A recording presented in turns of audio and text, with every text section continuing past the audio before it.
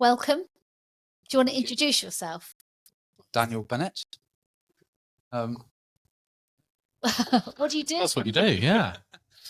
Do loads of things, but yeah, I restore classic cars. I got left school and got straight into the trade. I wanted to do custom painting initially, but my dad said to get in and start repairing cars or repairing panels. Yeah. So go from there. But got a job, rang up my local body shop and started repairing cars. And 3 years, signed up for a 3-year apprenticeship. And So how old were you when you left school? 16. Right, okay. I started, I think, I was doing 15. I was doing some weekends, some weekend work. So I started helping out in that garage. And when I left school, straight into the body shop, he took me on. I don't think he wanted to at first. He couldn't really afford it. And I said, I just want to get Do it for love. Just do it, yeah. £60 a week. Are you still in contact with him? We don't speak. I can do, yeah. We are in contact, as in I can get hold of him. I can go and see him. So how did it go from being an apprentice into your own business? Done my 3 years there. Yeah. Then it was about money why I left. Right. He couldn't afford to give me any more money. Okay. And then I ended up leaving. I actually got out of the trade for about 6 months and I went into security. Okay. I done my SIA badge, done a bit of site security stuff for about 6 months. Then I ended up getting back into the trade, the local body shop in Weston. And I was continuing with security as well, doing weekends on doors. Uh-huh. I was at that garage for a few years. Then I got poached by a camper conversion company. Oh, right, yeah. And then I started they set up a body shop. So I ran their body shop, done that for quite a few years. And they were shutting down the body shop side. Then I said, what are you going to do with all this stuff? So I brought the stuff off them and set up on my own. Wow. And they sort of helped me. They still gave me some work. Good. And then I just wanted to get into custom stuff. But it wasn't, that scene went around when I got into it. You know, back when the Boy Racers, Fast and Furious came out, all of that, I was sort of past that, but I wanted to do that. That was really kicking off too well. I started going down the classic car route. I've got so many naysayers, the way I wanted to run it, my vision wasn't going to work, apparently. So I pushed me really to just do it. So it's a big step, isn't it, to start your own business? Yeah. From memory, though, it didn't. You're not that old, for goodness sake. Well, it didn't faze me. People talk about it now. It's quite a big step if you're in a job, to leave and set up. But I don't know. I didn't think of it. I just, what are you doing with the stuff? That's what we don't know. I'm having it. Yeah. You just kind of pushed it. Yeah. But then you've got to get your custom base, because it's not just a case to store the kit. Yeah, and somewhere to have your business and blah, blah, blah. Because at the time I had brought my house. So I had a house. I was paying a mortgage. I had a girlfriend. So I had like responsibilities. I had to pay, but I didn't. None of that. I didn't think of none of that. Don't know why. I can't tell you. I just done it. Maybe because they had still the customer base of the body work. Painting, so I just sort of took picked some it up. of that on. Yeah. And I did.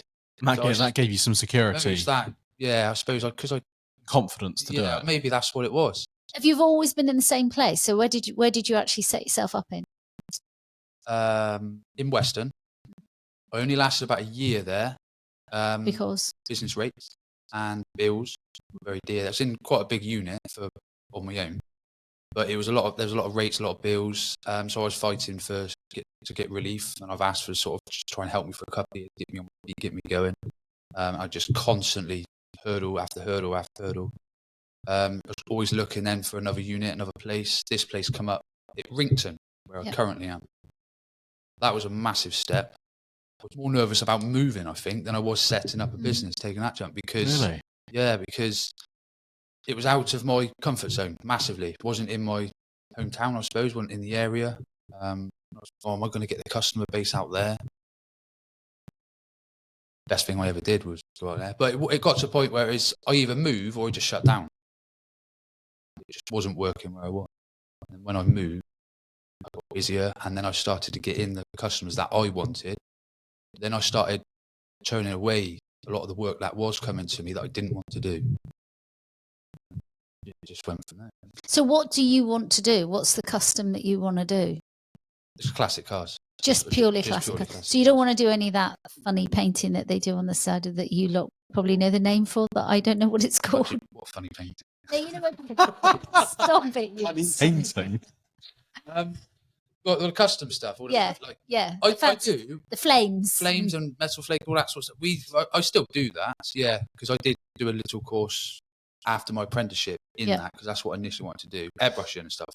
Yeah. All that. But I never got that far into the airbrushing as I initially wanted to.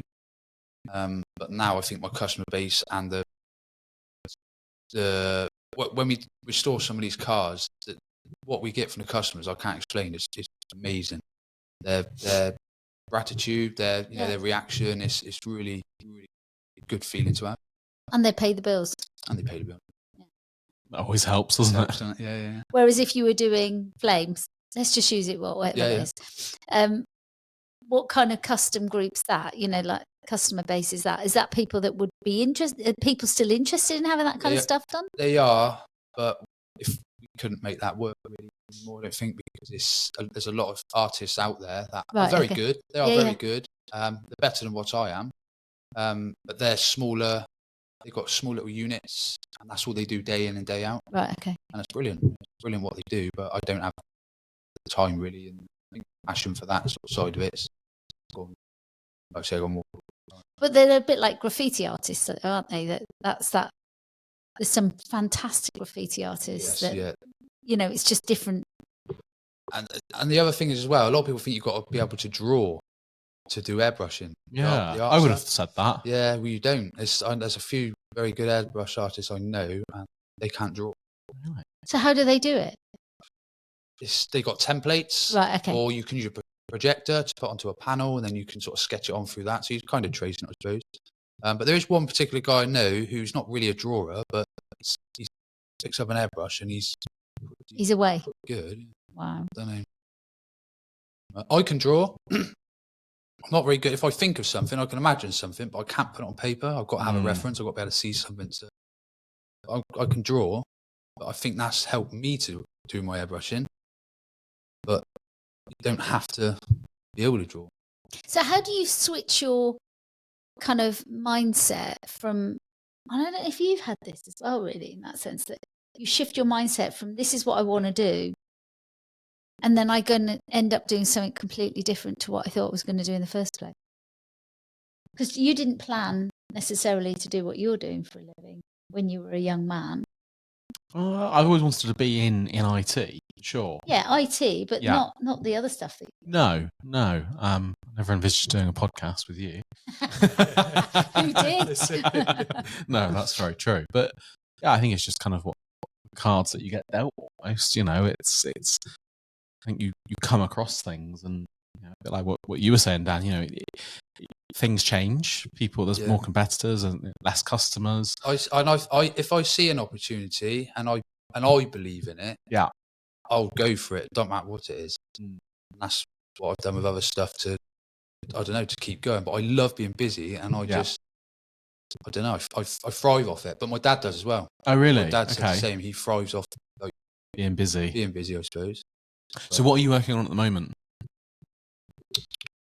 We've got an Escort Mark II Ford Escort Estate, which is quite a rare one, but that is unusual. Near the end now, and that's hit off quite well actually. We've only recently posted it up. Yeah, very unusual colour.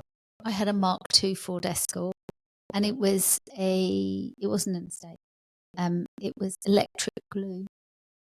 It was immaculate. You could eat your dinner off, but I had a shoulder injury and I just couldn't drive the damn thing. What do you do? Gave it away. You hear these stories. A lot of people give them away, or they scrap them. Not just those. No, but no, these no. I older couldn't cars, scrap that car, but yeah, I gave it away. But yeah, we've got what else we got now? We've got I want to know what colour you've painted the Escort. Green. Olive green Like or that. the shiny green. It's a metallic. What's it called? Nova Green. It's called. It's quite bright. It's quite a statement. I'd say it's on our page and it's hit off really well. And I've put it on a few classic car groups. Yeah. And they've all screamed about it. So it's got a lot Who of picked attention. the colour? Customer. It's original colour. It is the original colour, but but a lot of people are saying it's quite unusual. Yeah, it's actually an original. For an original colour, I'm trying to understand why it's unusual. Yeah. I was going to say, because I had another Ford Escort, and that was green. That was like a metallic-y olive, but it was quite bright. I must check that one out. I don't think I've seen it on your site, but that was. I loved that colour of that car. William would have loved it because he liked green cars for some reason. It's nice. It does. Yeah, it is. It's a really nice looking car now. Yeah, that's taken a lot of work, that one. So how much work have you actually done on that car? We've welded a lot of welding arches, floors, some of the chassis underneath. It's just loads of. Sold. It was quite bad shape. The wings, done a lot of work on the wings. Can't get the wings for them.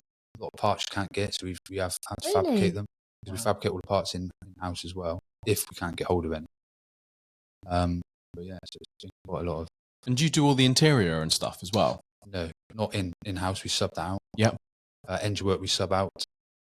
We'll have a car in and completely strip it down. Yeah. And then we just work Sort with of other send companies. bits off. Yeah. A lot of them are quite close. It's like Wheeler Dealers, isn't it? Yeah. I love Wheeler Dealers. I think I've seen every episode. I think I prefer some of the Netflix ones, like Rust Valley. And, I like them too. I watched them all. Yeah. Rust Valley's probably my favourite. That's who I aspire to become. He's called Mike as well, and he's got dreadlocks. He has a field Grow your hair then? full of cars. That's who I aspire to be when I retire. I'm not going to have a pension. I'm just going to have 400 classic cars in a field, and then I'm just going to restore them and sell them. That's the plan. That's my new life goal. Funnily enough, I was talking to somebody the other day about cars and stuff, and it's like they are an investment now. Cars do not have to be driven every single day of the week. They can be an investment. You can stick them in a barn and look after them and enjoy them that way. Because it's a funny subject, because a lot of people think, well, they're designed to be driven and used, which is true. Absolutely agree. Also, if you want to buy one because you're buying it as an investment, you shouldn't really drive it. No. So it's if I buy one, I won't be driving it, and people cuss me for it. But I say I'm not buying it to drive it. I'm buying it because it's an investment. Yeah. But they're not. So it's a bit of an argument between. But some people buy them, believe they've still got to drive it and use it, but they're calling it an investment. See, this is my excuse for only doing 1,000 miles a year in my car. No, that's just because you don't go anywhere in your car. So what's your favourite car that you've restored, or maybe there's multiple? I don't really have a favourite. Do you not? And the other thing is, I think it doesn't matter if it's a high-end car or if it's a cheap budget car that someone loves. I'll enjoy either. It doesn't faze me whatsoever. And I won't charge any more money just because it's an E-Type. Yeah. Opposed to, say, like a Mark 1 Fiesta or something, even though they're going up in value, but they're nothing like an Escort. An E-Type. E-Type. So I just enjoy, don't matter what the car is, I enjoy it. Do you watch Bangers and Cash or something like that? Do you watch that too? I don't follow it that much, but I do watch it. Yeah. Oh, that's a late night when I can't be asked to watch anything else. I'll watch that. I've not seen that one. Oh, you gotta watch it because it's got all classic cars. Okay. Loads of classic cars. And they are like the rusty ones as well, some of them. So that you can do up and put in your garage or send them over to Dan. Because we've had a couple of cars that people have brought. They've got the auctions as well, haven't they? That's correct, yeah. We've had a couple of cars that people have brought from there. Yeah. And we've done a little bit of work on. Because we'll also repair them. Yeah, like repair the bodywork and that if they've got any damage or whatever. It's not always just restoring the car. So how do you cope with having dirty hands all the time? Because you got your hat. Yeah, I know, but I know this sounds. It's a really silly thing to point out, but as a woman, me It's horrible to if look I at. was married to a man who had filthy hair. Because It's my nails, isn't it? They always. yeah. I've had people say, "Why'd you paint your nails?" I might as well just own it now, ain't I? Yeah, you should. Yeah. You should just paint And you're just not very good at taking it off. No, they're quite clean at the minute. But yeah, it's always my nails. But why is that? Why don't people wear gloves? I do wear gloves, but obviously it's difficult because your hands sweat in them. It just gets horrible, and then you take them off, and then You forget to put them back on. You're in the it's just it's hard work. So what cars are you working on other than the Mark II Ford Escort Estate? I think now we've got in Ford Popular. No. Yeah, that's a full restore. That's quite a nice one. Yeah. Dave used to go to Eastbourne on his holidays when he was a kid in his dad's Ford Popular, and I think it took something like 6.5 hours to get to Eastbourne from here, from Cheddar. This one's staying all original, so it's Is gonna it? have that little lump in it. Oh, you might have to send me a photograph of that one, please. Yeah. So that one, and then we got a Ford Model A, I think it is. Right, Hot roddy okay. type car. That's come in. Sounds fun. That's pretty cool. Yeah. One for Mike. We do have an E-Type, Jaguar E-Type. That one's off at the moment, having some mods done for the transmission and the engine. So we're due to have that back some point this year. But we've done a lot of purists have gone mental at us about this one because we've done so much work on it and modified it. Oops. Yeah, it's like a resto mod to go in, but yeah, it's going to look nice when it's done. How do you? I mean, you probably as interested in this as you were interested in that sense. How do you then work from a car that is a classic car, say like the E-Type, and somebody comes along and goes, "Well, I want you to make the thingy arches bigger, and I want you to do this, and I want you to put some springs on it, or something like that." How does that fit with your thinking? What, in terms of having it as an original? Is that what you mean? Yeah, where does that go? Where it's got to be kept original, or it's got to. I don't care if it's original or not. You just do what the customer wants. I will advise, or I have turned people down and said, no, I'm not doing that, but I will do this because the way I don't think it's going to work. Yeah. This way will look a lot better, a lot cleaner. Yeah. So something like that. Yeah. But if someone comes in with a very original car and they want to completely cut it about and modify it, yeah, I'm all for it. Saves me. Are you? Am I? I don't know really. I think I've told you before. I've got a classic Mustang, and I've got stuff in there that's new. It's got front disc brakes, new springs, and things like that. Because the old stuff is so old that it's uncomfortable to drive and hard to maintain, things like that. And actually, it was cheaper to buy the new stuff than it was to replace it with original parts. But I wouldn't cut it up, and that's everyone's personal preference. Yeah. I think if I'm keeping some up to invest, I personally wouldn't do anything. But if the customer comes, they come and say that we bought it as an investment, but we want to chop it about a bit or do something, I say you need to be very careful here. If you're going to reduce your selling point in the future to a smaller because people that if are you modify it. Yeah, people that are purists aren't going to want a car that's been because if you modified. if you have a classic car and you modify it, it might well be worth quite a lot of money, but it's a risk. Of the people might only have your selling market is that. That's it. Yeah, you've shrunk the selling market. It's a bit like you watch Gotham Garage. Yes. Oh yes. Yeah, they cut cars up and they look. I stumbled upon a Facebook group actually about people who all the thing. I'm sure someone with your kind of level of detail has spotted similar things. But they go in and they cut up these cars and they try and sell them, and it's like people don't. I don't know who would want to own some of those cars. Like you said, it's like 1% of people are willing to buy a bright purple car that is two cars put together. The thing as well is there's stuff for everyone out there. So someone's probably going to buy it, but also the TV programs, you don't know what they if it's real, if the sale's real, do you? No, you don't. No. That's what this Facebook group was saying. Actually, is it real? Some of them out there aren't real. It's just for entertainment. Yeah. So some of the selling when they sell the car, that's an actor who's buying it. Right. Yeah. I don't say they're all like that. I don't know, but God, I do I'm know there are the odd naive. one. Yeah. To be fair, that's what this Facebook group was saying, is that Yeah. these people aren't real, or they ain't got the money to spend £250,000 on a car that See, I like some of their work, like their artistic work, and I quite like the ideas that they have to bring a car together, but I wouldn't buy one. No, Absolutely wouldn't want it on my drive. Yeah. It's because it's a lot when I watch it and stuff as well, because a lot of it's for me it's different, because what you see on the TV, it's got to be entertaining, hasn't it, for people to watch? Yeah. But a lot of it can, if everything was real on there, it'd be boring to watch. So if you watch like us in the garage, our place, it'd be boring unless you've got some entertainment in there or something. So it's a bit.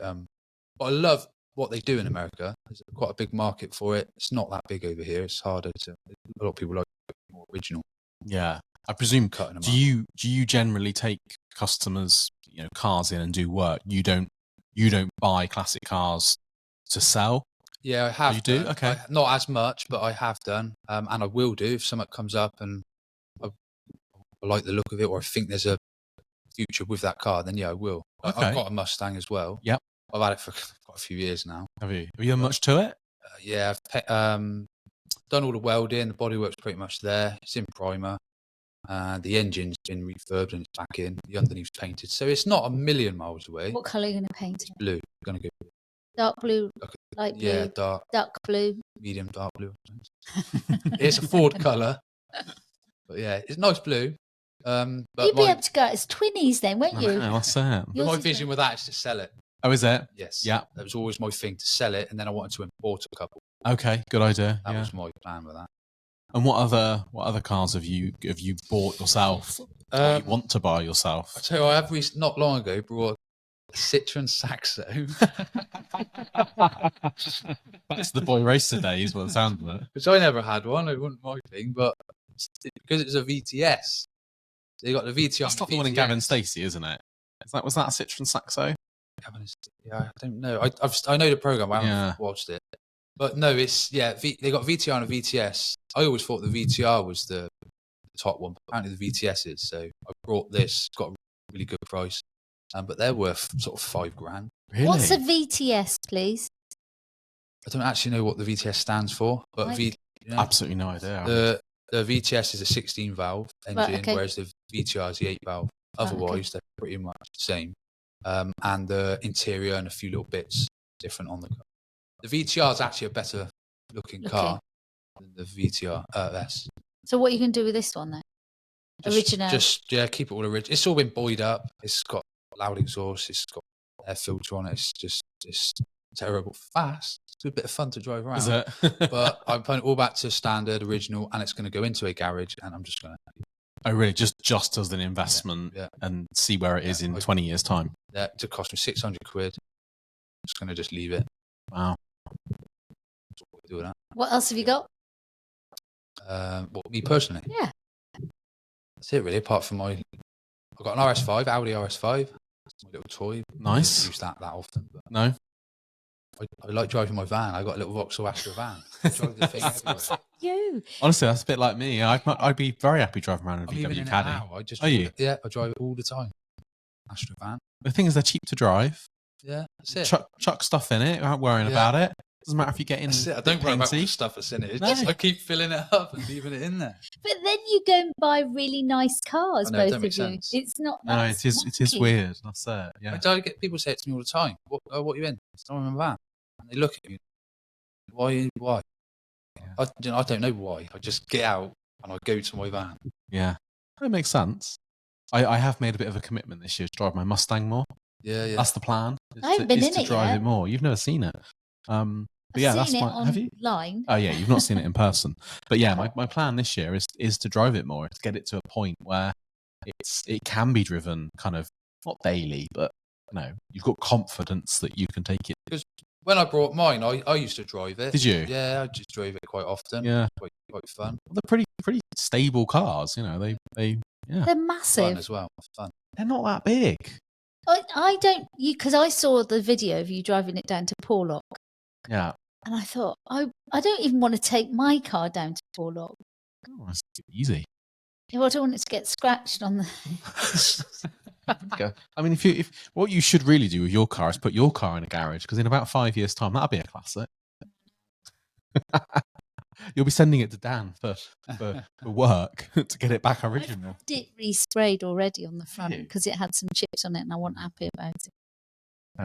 Fair enough. I really want to buy a Ford F100 truck in the 1960s. I had a side Chevy. step or something. Did you? Chevy truck, very similar to those. Yeah. I had one of those. Yeah. Well, that's another one actually. I brought and done some work to and sold on. Yeah. That got me pushed into a property. Oh, did it? Okay. That helped me push on with that. Yeah. Yeah. But that was I brought it from the other side of London. Took a couple of friends over there, so we drove over there because I rung the guy up, done a deal over the phone basically. I said, look, I'm coming to buy it. So I think about $8,000, I think. And he was saying, no, it's got 10 or something. So I just said, look, I'm coming. I'm not going to haggle you. I'm not going to do anything, but I'm giving you $8,000. Come down, I'm going to take it away. He said, yeah. So in the end, it was fine. So then you bullied him into that one, did you? I suppose, maybe. Then I said, does it drive and does it stop? And he said, yeah, but I wouldn't drive it. What? I said, yeah, but I don't understand. So if it driving, it starts, it runs fine. Yeah. And it stops, the brakes work. Yeah, it's fine. Right, I'm coming down to get it. So I went down, drove it in the yard, drove it around, working fine. Not sure I should say this story, but and then so I said to him, "What, I'm driving it back." He's looking at me like, "What?" I said, "Yeah, we're going to drive it back. It's a few hours." So things fell off. The door opened up on one corner. Clanging, banging, all sorts of things were going on, but the engine didn't miss a beat. It ran really well, didn't break down. It started to get dark. Lights were playing up. Then it started to rain. No. Couldn't find the wipers, didn't have any. And I pulled it. We just got, I think we just got off at Bristol. And we mate come up to the side and started wiping the screen. And he looked at me and I don't know, he said, you look fed up. I was done. He said he was prepping himself to take over. I think, well, we're not too far now, we're at Bristol, so carried on, we made it back. But it's a funny story, but I would never do it again. No. So I brought that, and then I put a couple of grand into it, done it all up, but made it like a rat rod. Nice, yeah. So it was awesome. I had to make some rear fenders, some side steps because they were missing. Made it a little bit more safer on the road. What's a rat rod? You know the cars that look all rusty and Yeah, there's one in Cheddar. Have you seen it? There's one in Cheddar on Lower. Truck? It's a truck. Yeah. On Upper New Road. Oh, okay. In somebody's house. I said that to you, didn't I? I should go and have a look at it. And that's done like that. So so it's where it looks all old and tatty, but quite cool. So So I did mine. One. I sprayed it all black. So I've done all the fab work on it. Sprayed it all black, and then I rubbed through a lot of the black to get the old paint under and some of the rust, and just put like a satin lacquer over it. Nice. And does that stop it from rusting? Yeah, it just helps prevent it. It will still rust, but it slows it right down. My mum done the upholstery for me. Wow. The seats, so she does a bit of that. So she's done the seats with diamond stitch, black with red diamond stitching. That looked really smart. Wow. I put a load of number plates, American number plates, screwed them to the roof. Okay, that's cool. So just done loads of little things. Like I put an ammo box on the back. It's like a little apartment to put in. It had big stacks, lorry stacks coming out of the back. Sounds really very loud. Do you regret selling it?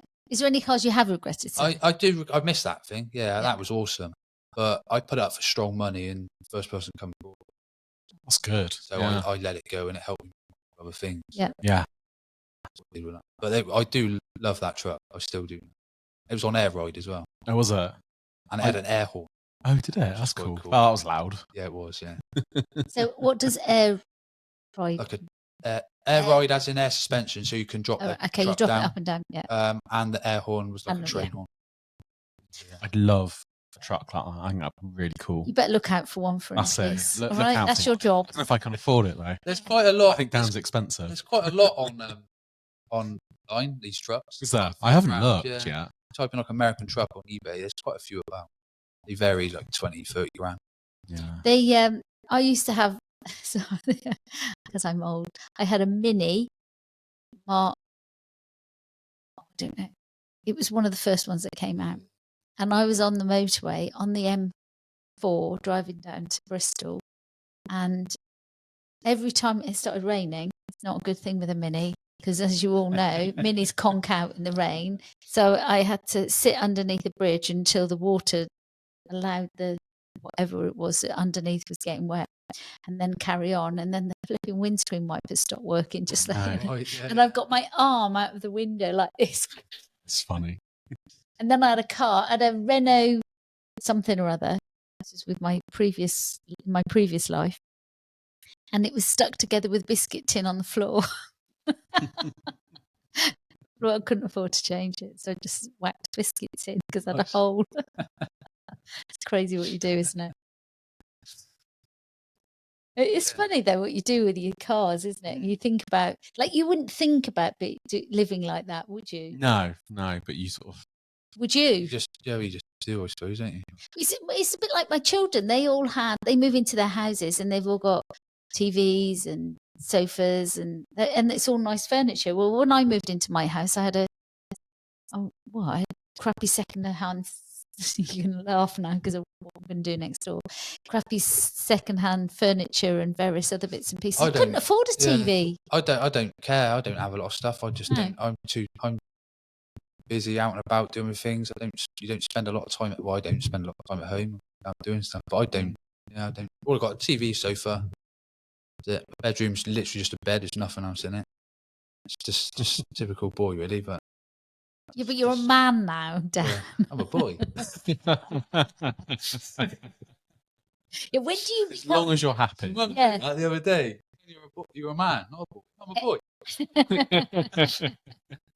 It's that thing, isn't it? When do you? It's like, I suppose I'm 60 and one really, but and I kind of think I don't feel 61. I don't think like a 60. I don't think because when people were sick, they were like really old people. They weren't dynamic. They didn't go out and work. They didn't do things like this. No, I think as well. Don't it depend how you think as well? It's down to you, like in your head, innit? Yeah. How you if you tell yourself you're getting old or slowing down, you're probably gonna slow down and get old, aren't you? I think you're right. Especially when people retire at 60 and then they don't do anything. And then you slow down. And then I'm retired now. I can slow down and relax. Well, you're actually going to physically slow down, I think, and get tired. Obviously, I don't know yet, but that's just my theory on it. Well, no, I kind of agree with you. I mean, I do exercise every day unless I'm sick. I exercise every day. And it might only be 30 minutes Pilates, but I will do that without fail and make sure that I can't always walk 10,000 steps a day because I'm sat here. If you see something, that's probably not going to happen today. But I do my best to try and achieve some form of action. And I think you're probably right there. You see the people that don't, and before you know it, they're 65 and, they're just not able to kind of get on with their lives, really. Look at me. I mean, she's a really good example, isn't she? She's whatever age she is. I'm not allowed to say it out loud. But she is whatever age she is. But you would never dream that she's... You wouldn't know. You would not absolutely know. She's busier than you. She is busier than you. She's literally, from the minute she gets up to the minute she goes to bed, she's on the go the whole time. She's really... And I love that. But it's giving back, isn't it? It's that bit about giving back to a community. Yeah. It's all of that stuff that people... I think that's what keeps you alive. I think when you retire and then, like you said, you do nothing. That's it. Is that mindset, isn't it? Yeah. I think if you slow down, I think obviously you've got to slow down to a degree, probably when you get to a certain age. You've got to do, but I get criticised quite a lot because I work a lot and I always want to not just work, but I do loads of stuff and I just want to keep doing it. I don't know why. I just do. I love doing it. But you do different kinds of work. It's a little bit similar to you in that sense. That you do different things. You've got your fingers in lots of different pies. Yeah, and I love it. And it just, I don't know what it is. It could all go wrong. I don't know, but I wouldn't. If it does, it does. But I'm thriving off it, and I just enjoy doing what I do. And that's what's really important, isn't it? Is to do the things you love. Yeah. But is there an expense that comes from that? So does it stop you from like other things in your life? I think you make. Well, like getting married and having loads of kids. And I think it if you let it, maybe, I suppose. I don't know. It depends. It's unless the sort of right person that suits you, I suppose, comes along, and then you become a team, don't you? Then I suppose, Yeah. and then you might build together. So I guess that's a bit of a good segue, really, into what's your plans? What's your goals for this year? We're in February now, 2024. What are your goals and plans for this year? I can see you two looking at each other. conversation, though. I think anyone that knows Angie, she helps create your goals for the year. I do find setting goals quite difficult. I agree. think I'm the I same. do, Yeah. because an opportunity might come up in a few months and it might deter me. I don't know, but It's like looking in a mirror for me, this. it's what I'm doing now, I suppose. I'm just going to keep growing and keep doing what I can do. I think this year, for me, I'd like to have more property. I'd like my YouTube series for Southwest Custom to get noticed and get out there. Nice, because that's something obviously new this year. Then if I got a goal for this year. But coming back to that bit about manoeuvrable goals, I think sometimes you can set up a goal. It doesn't mean to say that it's fixed, because we're human beings, aren't we? And we develop and things change. I mean, my life has changed so significantly over the last 6 months that I would never have thought I would be having that conversation about my life having changed, incredibly. But it has, and so therefore it's made me rethink about what I want to do, where I want to go, who I want to be with. Yeah. And there's nothing wrong with that, I don't think. I think it's about being open-minded enough to think that actually, yes, ideally I'd like that truck. Yeah. But actually, just say something happens and finances change and I can't afford that truck this year. Well, I can put that on hold for next year. But actually what I can do is face that financial situation. Do you know what I'm saying? Or somebody's given me an opportunity over here. If I take that, then that might sabotage that for now. So how do I reconcile that with myself? And I don't think that matters, as long as you kind of think, why am I getting up in the morning and doing what I'm doing every day? I get up for me, I get up and I look forward to my day every single day. And that's only happened probably over the past year. I've always enjoyed my work, but I think because everything else going on and what I do, and I think for me, social media over the past sort of 6 months, I've found it hard to tell people what I do, to word is communicator, brag about it, I suppose, in a way, because I've had people call me arrogant, and because I put out there online what I do, the services I can offer, and I share it, and then I offer, then I say, like how busy I am, and I state down certain things that I do, and I try and inspire others.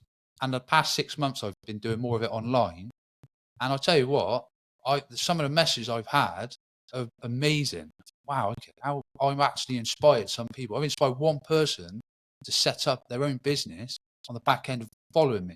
That's really cool. And for me, I think, wow, I think that's really quite cool. So I'm going to keep sharing what we do and let anyone say what they want. Yeah, I don't really care. I don't blame you. I think that, I think it's a really valid point, that, because now it's out there, isn't it? People know what you do, and you're sharing your knowledge and you're sharing your experience. We're doing that here, if you see what I'm saying, to a certain degree. But it's like, it's quite risky to expose yourself, because there are those people that are not, like you were talking about the Facebook thing, people aren't very nice and you've got to also be resilient to that too. And I've had a few people comment and stuff on some of my posts, and not always nice, but I will respond to it, but in always in a good way, a kind way. But I will stand up for myself, and I will do it online. And not everyone's going to like what's being said, are they? But I think you've got to just let people be them and do what they got to do. I think sometimes people don't know that they're doing that. I think Will mentioned it once, that he had somebody that was not being very kind on one of his whatever site it was, and he just reached out to them and said, are you okay? 'Cause Okay. actually, that's not necessarily a nice thing to say to somebody. And they reached back and said, I'm so sorry, I didn't even think about it. And I think sometimes that's that we make I say I do mean collectively as a world, make an instant judgment on somebody, but in actual fact, we're wrong. You don't know what's going on in that person's life. It's a bit like the person that doesn't put their hand up. I had this conversation with Dave. Didn't put your hand up to that man as he stopped for you, and you went, I'm sorry, he's preoccupied with what's going on in our life. And I absolutely fully respect that. He's got a lot on his plate. We've got a lot on our plate. And it's respecting that you don't know where that other person's. And also, I think you read things differently as well, don't you? Yeah. Yeah. A lot of people text, because I try to text quite kindly, if that makes any sense. And some people can be quite abrupt. Yeah. Like, Abrupt, yeah. Can't they? I mean, so people can read things very different. That's why I don't like texting, especially if you're having a conversation. Yeah. Better just to pick up the phone. Yeah, and that's another area, isn't it? Because how many people pick up the phone to talk? I mean, we talk probably daily or every other day at least. Yeah, but by text. But we text every day. We speak to each other every day by text. Yeah, probably. But on the phone, if I'm in the car and you're in the car, we're chatting. We'll chat. Yeah, quite often we'll catch up. Yeah, but there's lots of people that don't do that, and you're right. And sometimes a text message can be very abrupt, and not because I'm guilty of it. Is you'll send a message because you're trying to get a point across, and you're not doing it because you're not doing it to be abrupt or to be mean or whatever. It's just that you're rushing from one thing to the other. They're asking you for information. You want to get it across, and you sort of miss out that fluffy kind of, oh, hi, how are you? Hope you're having a good day type thing. Just trying to get to the point. And I'm guilty of it. Do you know what I do is I write the text that I want, the content. I don't know if I've said this on the podcast before. I do it on email as well. So I write what I need to say, like the important, and then I go back to the beginning and write, hiya, I hope you're well. I have to do that because it's like, otherwise, and I don't know whether this is an age thing, I forget. My dad always makes me laugh because whenever he sends a text message, he always puts "Hi Mike" at the start, then the message, and then it's from Dad. Just because I didn't know it was from him, and he's done that for years, and he still does. It's very funny. Yeah, that is amusing because people go, "Have you got my number?" And I think, well, you just rang me. That's on right. My mobile. Of course, I've got your number. Now you've got you're a bit more relaxed with it. Because I've often thought about doing stuff like posting. I can't do it at the moment, but posting in a different way, the way I post, and it's like I don't really want to talk to people at the end of a camera. So there's me sat here with a camera in my face. They do what? Sorry. Do you find that you've come to terms with that now? Yeah. I used to do some selfie videos or at work. We do some videos at work and stuff. And it was some of my videos. I was just, I'm fine. I'm there. And then the camera's out, and and we all just laugh about it because as soon as that camera's on you just breathe. Yeah. But I still get a bit funny in front of the camera, but I'm a lot better now. That's good. Yeah, it does take time, doesn't it, to get used to these things? Yeah. You just I don't even think there's any advice for it. Just do it. Just do it. Exactly. Do you ever get uncomfortable? No, I don't think so. Not that much anymore. You put your telephone voice. Yeah, I think I do sometimes. But it's just but I think most people do. Yeah. But they have a different. You do, yeah. Kind of. I don't think you notice it unless people point it out. No, that's exactly that. When my videographer comes up for our series, he comes up, and I'm still a little bit iffy when he's got his special cameras out. Special cameras. We got our phones, and then we got a camera that he's given us that we use, like a GoPro. He comes with his thing.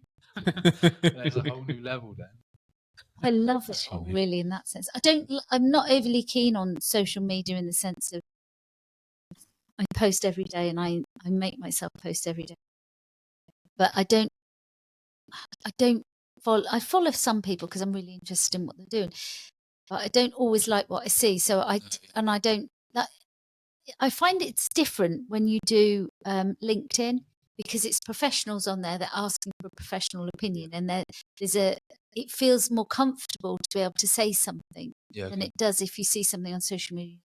It's not right. The thing's, well, it's a whole other story, I suppose, social media, isn't it? But there's a load of fake on there. There's a load of that.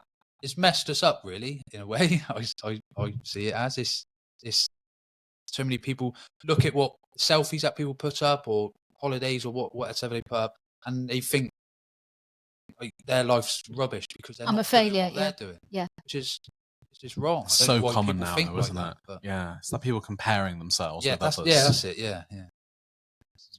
Yeah, and that's really sad as well, because it's like, are you a failure because you're 35 and not married and not got a kid and various other things, or are you, and a friend of ours has recently had a baby at 47. Can't remember. I can't remember how old he is, but and you think, actually, do you know what? You've got the rest of your life to achieve the things that you want to achieve, just because it's somebody else's goal at that time. So obviously, I know you also work with your dad as a family kind of setup. So how does that impact on your life on a day-to-day basis? Do not look at me like that, Daniel. What's Daniel then as well? Yeah. I don't too much. It's a lot of evening stuff. So if I go and help him, it's in the evenings. So it's quite good with my car business. Yeah. But obviously, it's not every evening, but if I was to help him, it's of an evening. It doesn't impact too much.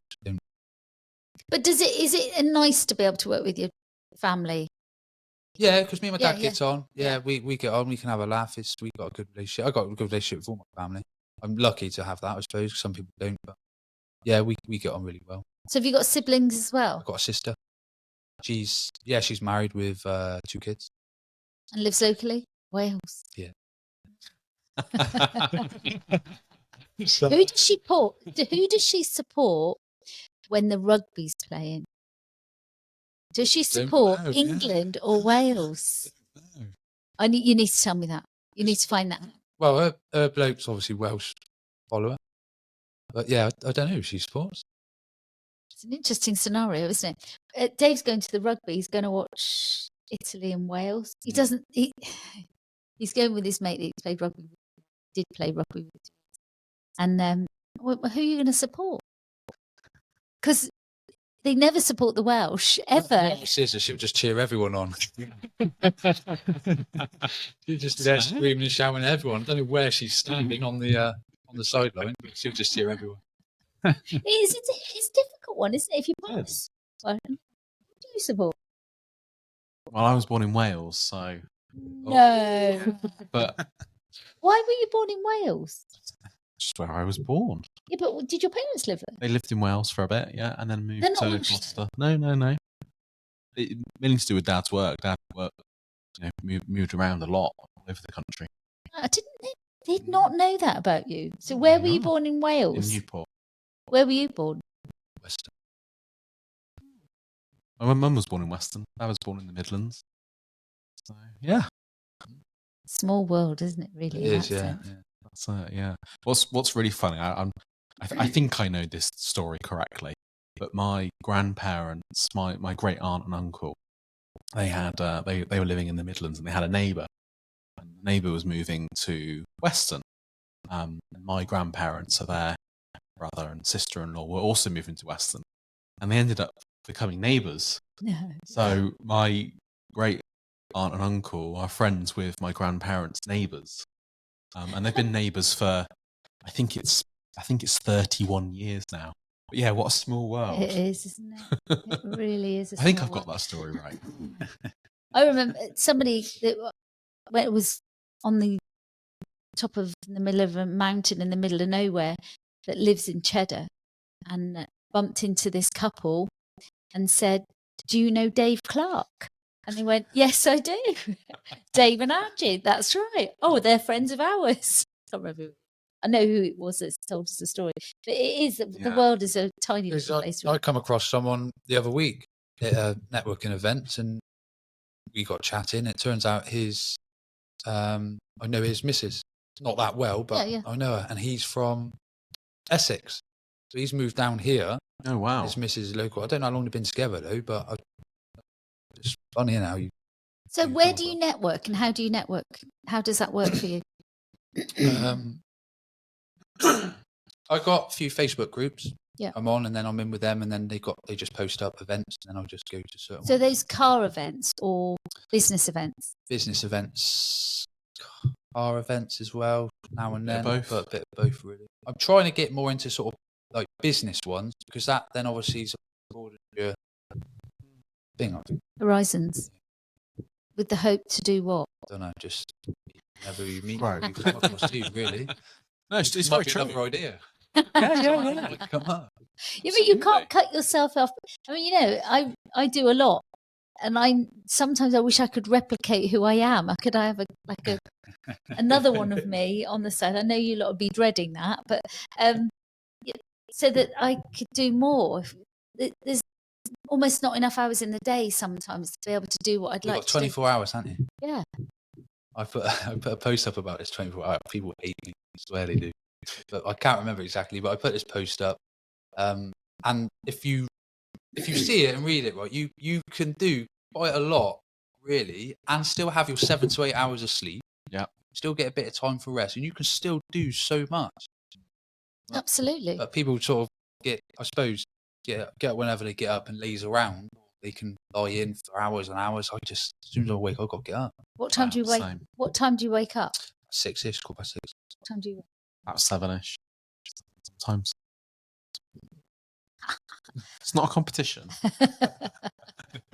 We could make it. No, but I agree with what you're saying. I think it's like, you know, you get up, I clean the house, I tidy up as I go along, I come downstairs and I go and do the horses, and then I walk the dogs, and then come back. And like today,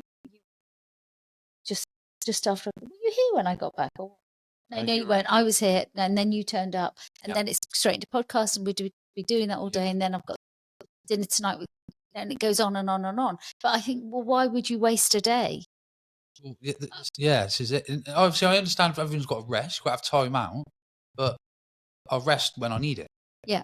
So if I get tired or I'm feeling a bit, I need to rest. Right, now's the time I better take some time out or something. But that's wrong or not. But if I don't need a rest, why am I going to sit around and Do nothing. What works for nothing. you, isn't it? Everyone's different. And, Yeah, I hear you, but I suppose in a sense, when you look at the world in the wider scope of the world, if you want to achieve what you want to achieve, you've got to put the footwork in. Yeah.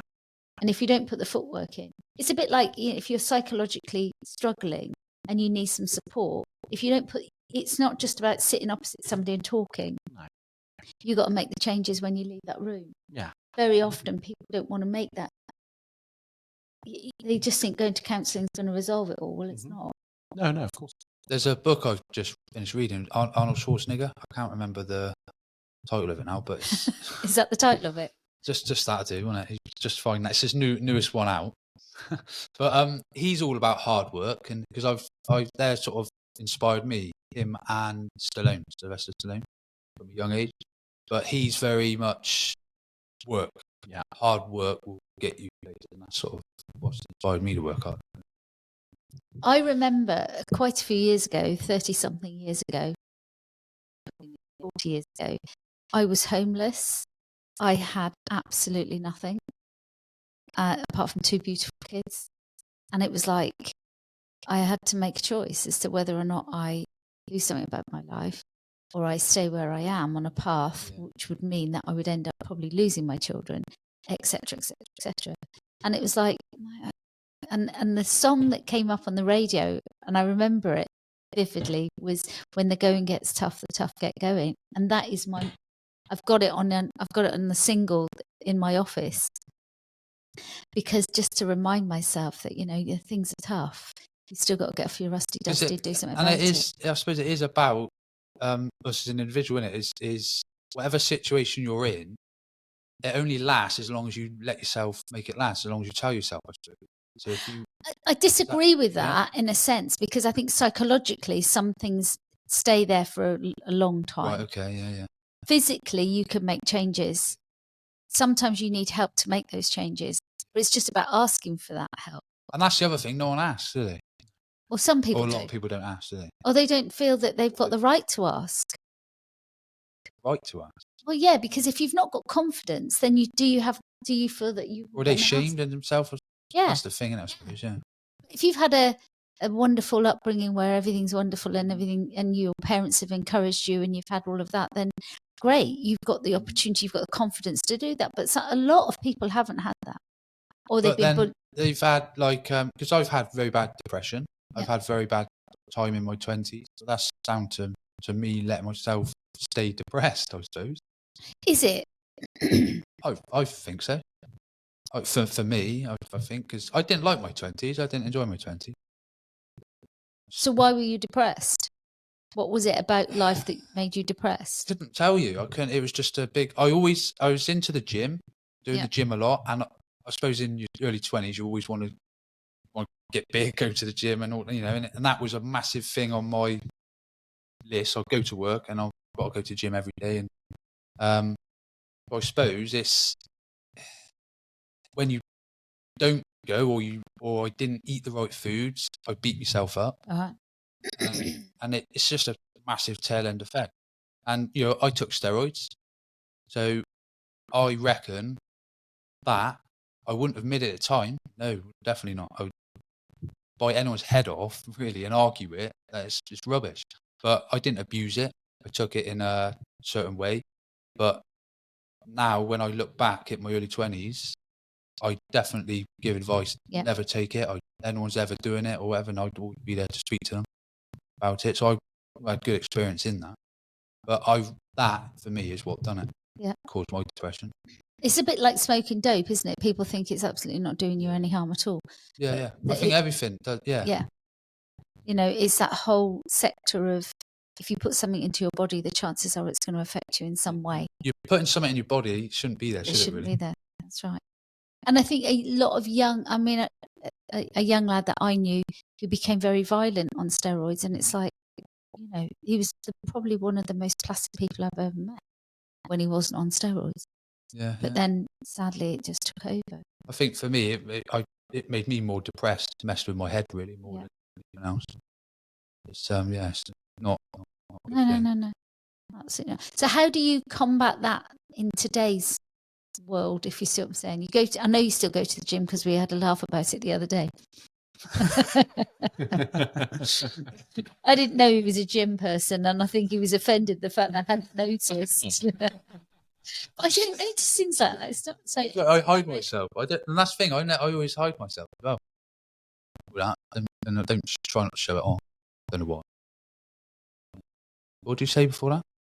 So I can't remember. Before you trying to offend me? I think Angie was asking what else do you do? You go to the gym, but how do you help manage your kind of mental health now? Is the gym still a big part of that? Are there other things that you do that you? Obviously. So I don't train as much. And it was when I'd done martial arts. My martial arts instructor, so I did that for a fair few years, and he basically told me to lose weight, and because I wasn't fat, I was just big, and he told me to lose weight so I could move better. And when I started to do that, I started to feel the change. Yeah. I could move better, my breathing was better. And I think that sort of helped me come out of that sort of routine, I suppose. And now, but like today, I meditate, and that massively helps, massively. And you only got to do a few minutes a day, but that really, you said that to me a year ago. But yeah, that's a massive thing for me now. And because we're busy and doing loads of stuff, it takes time to breathe, doesn't it? It's just that small amount of time. It's almost like a little reset button, isn't it? Absolutely. And then, like I say, and I enjoy the gym now for the whole point of going to the gym and feeling good, not going there just because I have to. I have to put muscle on. I have to, drill myself all the time. My food, I'm very healthy, so my food's always been very good. So it's just habit now. Eat healthy. And that's a massive thing that helps. So what would you eat in a day? What have you eaten already today? I had confessions. I had 6 eggs, beans, and half a packet of rice this morning. 6 eggs? I couldn't eat 6 eggs. Then I went to the gym an hour after. And I come back, and then I had chili, like a healthy dog chili with some rice. You've eaten all of that already? Yeah. That's what I wouldn't eat that much in a day. I just don't know. And what does that do? That gives you bulk? Well, it's not really just for that, but it's just because I do get hungry, but I'll eat more when I'm on my training days. Right, okay. I'll eat more on my training days, and on my days off, I don't just have a... So what will you eat for the rest of the day now? Rest day now, I've got chicken, rice, and some veg, but it's not dry. I could put a bit of sauce with it, so I'm not that bad with it. And so I'll have that this afternoon. Then I'll go out and do some bits after that, and then I'll come back evening, and I've got a steak for this evening. Steak and veg. Rice again. I'm quite boring, I suppose, as well. It's quite... It doesn't matter. But my food, but I'm not a massive food snob. I just... food's inconvenience to me. If I could smoothie everything and drink it, I would. Yeah. Well, you but can I do have nowadays. quite a lot of smoothies, but no, that's... Have you had a smoothie today as well? I have, yes. You didn't confess to that one. No, but I had that. With protein powder in it? Just before I came. No, I just chucked an egg in. I try not to have too much protein powder because it's full of sugars and crap, just stuff. So what have you had, Mike? Well, I've had those 10 dates you gave me. I think I I've eaten counted today. them. I'm starving, sat And here. I had 7. Well, I'm really conscious of time, so Yeah. should we end it there? Yeah. Thank you so much Thank for coming you. on, Dan. It's Thank been you. great. I'll have you back. Yeah, defo. Yeah, brilliant. Thank you.